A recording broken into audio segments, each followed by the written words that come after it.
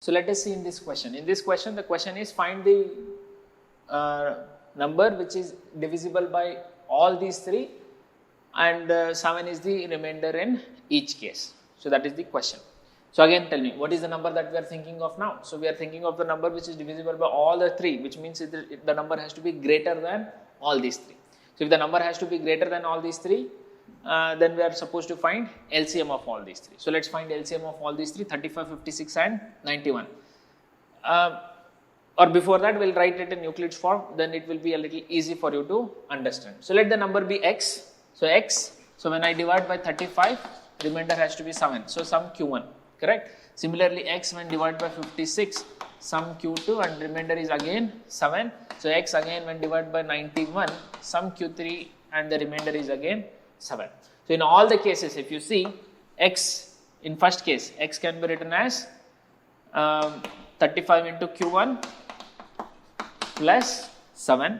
Second case, again it can be written as 56 into q2 plus 7. In the third case, again it can be written as 91 into q3 plus 7. We'll write it for bring this 7, since the remainder is same in all the three, it is very easy to solve. So bring 7 this side. So this becomes x minus 7 is equal to 35 into q1. So x minus 7 which is equal to 56 into q2, and this is x minus 7 which is equal to 91 into q3. Correct? So all these three are x minus 7, x minus 7, x minus 7. So I can equate all these three. So when will all these three be equal? So when the number is divisible by all these three numbers, 35, 56 and 97. So essentially we are supposed to find LCM of 35, 56 and 91. Alright. So LCM of 35, 56 and 91 comes out to be 3640. You please follow your method to find the LCM of all these three. So now we understand that x minus 7 must be equal to 3640. So therefore x must be 3640 plus 7, which will be 3647. So I hope you understood this one. So this is very easy when the remainders are same. Question becomes tricky when the remainders are different. So here I am asking find the least number that is divisible by 28 and 32 such that it leaves remainder 8 and 12. Okay. So here it becomes a little tricky. So we will write this again. I will give you a simple technique to solve this one. What you do is you make the remainder part same, be it be negative or positive, I don't care. You just make the negative part, so the remainder part same. Okay, let's see how to do that one. So let's see this one, 28 and 8. So let the number be x. So x when I divide by 28, I'll get some q1 and the remainder is 8. Similarly, x when I divide by 32, I get some q2 and the remainder is 12. Okay, so x, now from this equation I can write x as 28 into q1 plus 8. From this expression I can write this one as 32 into q2 plus 12.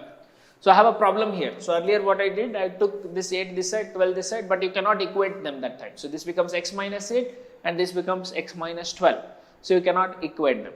So what we want to do here is that we want to make this part same. Does not matter if it is positive or negative, we want to make this part same. Now how do we make this part same? This is where it gets tricky. I'll give you a hint to do this one. So a hint to this one is, you express 8 in terms of 28. 28 is the given divisor, correct? So you express 8 in terms of 28. What do I mean is that, so this is q1 plus, this 8 can be written as 28 minus 20, correct? This 8 can be written as 28 minus 20. Similarly here 32, this 12 you express in terms of 32. So what will this be? 32 into q2 plus this 12 in terms of 32. It can be written as 32 minus 20.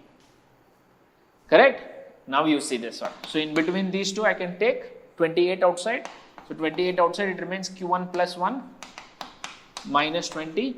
Here also this is x itself, right? So here also x is 32. In between these two I can take 32 outside. Here remains q2 plus 1 minus 20. So Q1 plus 1 by Euclid's theorem we have learned this is integer plus integer, it is some other integer. So I'll write it as 28 into Q3, some Q3 minus 20, correct? Here also I do the same thing.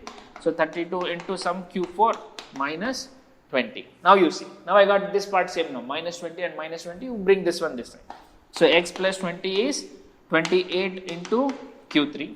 Here also it is. So x plus 20 is 32 into Q4. So here also it is x plus 20, here also it is x plus 20. So therefore these two must be equal. So when will these two be equal? So when the number is multiple of 28 and 32. I mean a number which is divisible by both 28 and 32.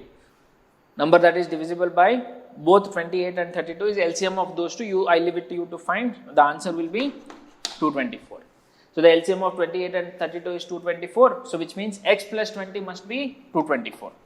So x plus 20 is 224. So x will be 204. 224 minus 20 which will give you 204. You can try it out.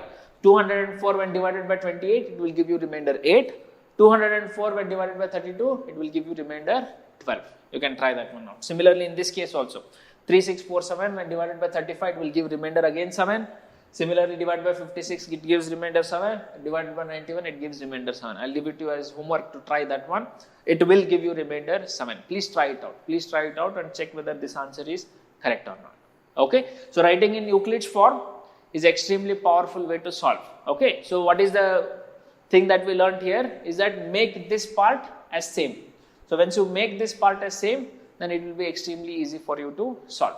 We'll try to find another problem with different remainders.